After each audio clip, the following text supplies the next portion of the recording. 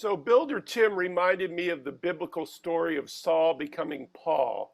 What do you understand about his transformation based on your work with him? And what perplexes you about his fate?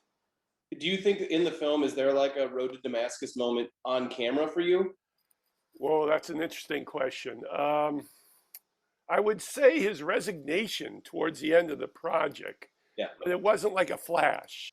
I remember we did feedback screenings a lot, and there were folks in the audience who had a problem with him as a character. They were challenged by his point of view, challenged how he expressed himself. There was a lot of that.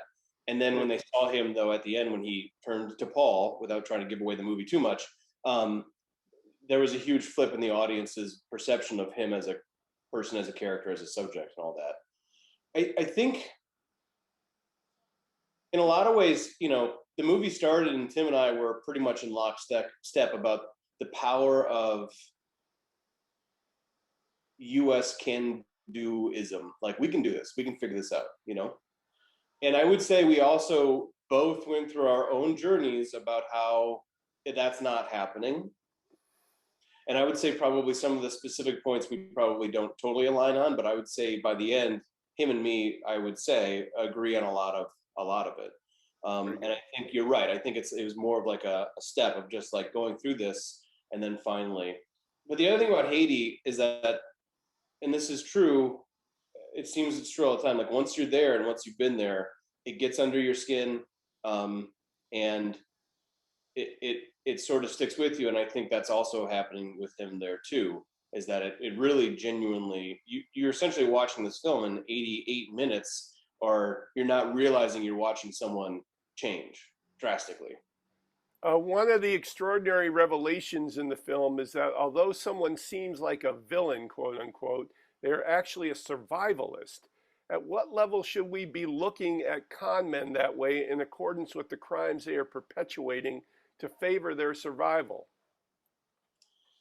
Well, to that, I would say I would encourage viewers or you or anyone to try to put, and what we tried to do is try to put themselves in the shoes of Saimplice. Whereas it's very easy for us in our houses in America, or in the developing economies, to look at someone like that and be like, oh, tisk tisk tisk, that's terrible. And it's basically, honestly, it's impossible to even really be empathic towards that experience, because we will never ever come remotely close to that ever. Like, we have no idea. You and me, most people in America won't even know. And so, but the exercise would be to try to think like that. And really what it comes down to, and I think this is understandable, where it's like, if you are, imagine you're in a world where there's scarce resources across the board: money, food, oil, you name it, it's scarce. We all dealt with this a little bit during pandemic, I suppose. Who are the first people you're taking care of? It's you, it's your wife, it's your children, it's your friends, it's your family. I mean, that is not that insane of a concept, I think, for even us to grasp. Like, we do it all the time. Pandemic is a good example. It's like, if you're like, oh, I'm at the store and there's one pack of diapers left and I have a friend who needs it, so I'm going to buy it. And then like a mom comes in and she's like, where's the diapers or whatever, or the toilet paper is actually probably a better thing. Or it's like, there's another thing of toilet paper here, I'm allowed to buy two, I'm going to buy two. Right. Now imagine you're in a culture where there's one and a half and you can only afford half or something like that. Like, it's not even, we still have such abundance here. So I think that's the thing. It's like, we need to destigmatize some of this behavior in some ways, because it doesn't really help us. And being like, you're a bad person or tisk tisk, like, the problems are deeper. There's a Haitian proverb that we played with putting proverbs in the film, but we felt like it was too appropriative.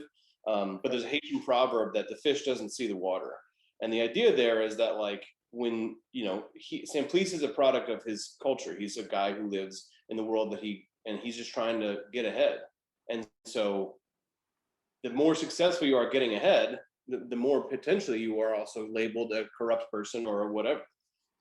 Well, I asked that question for the nuance of the answer, and you absolutely gave it. So I appreciate that. Part of the, one of the goals of the film, like I said up top, is to try to show this to people who have either done this work or want to do this work, or have given, when the earthquake hit, half of American households gave to the relief efforts there. Right. everyone forgot about a year later, but a lot of people gave. Every day people are giving to causes. And I think this film isn't about don't do that or please do it. It's when we do it, how do we do it intelligently? How do we do it smart? How do we, if we're genuinely interested in helping other people, what we're trying to do with this film is engage in conversation to get us closer to that goal of we're actually helping people. Religion is seen all over the documentary. The Haitians pray to the Christian God to get things and save them. And the American missionary man in Florida, was it, helps out lives in the comfort of God. Not to talk about belief or no belief, how do you observe how the Christian God is eventually defined for the believers in the film? First thing I think of, I was doing another documentary, the election documentary I did in 2020, and it was with majority of the campaign staff were people of color, and they just were telling me more about like Black Jesus, and like they're like, why would we want white Jesus? Like he never did anything for us. In a lot of ways in America, religion was used as another form of control, and so they ended up slave culture, and I'm not an expert on any of this, but they essentially created their own version of it that would make more sense to like their experience and jive. It's like, so God, he's here, he wants to save us, but we're living in servitude. Like this doesn't really make any sense, So yeah, it's an interesting question. I think one of the things that's in the film, which you might maybe caught, sometimes people do, but the whole time the movie is ostensibly for we're building a school for children, and kids are not really in this movie at all, which is sort of intentional. We actually the kids aren't in this. There's barely in it.